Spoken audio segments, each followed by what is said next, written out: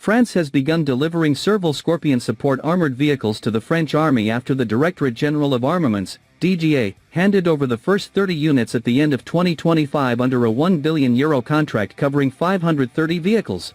The order was placed on December 31, 2024, with deliveries starting as the French Army prepares for high-intensity conflict scenarios.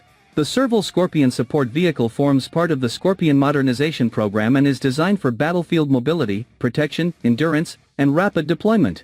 The platform's modular design allows multiple mission-specific variants to be deployed on a common chassis. These include a ground-based air defense version equipped with a turret capable of firing Mistral 3 missiles under armor, and a counter-drone version integrating radar, radiofrequency detection systems, fire control systems, and a turret-mounted 30 by 113 mm cannon with dedicated ammunition.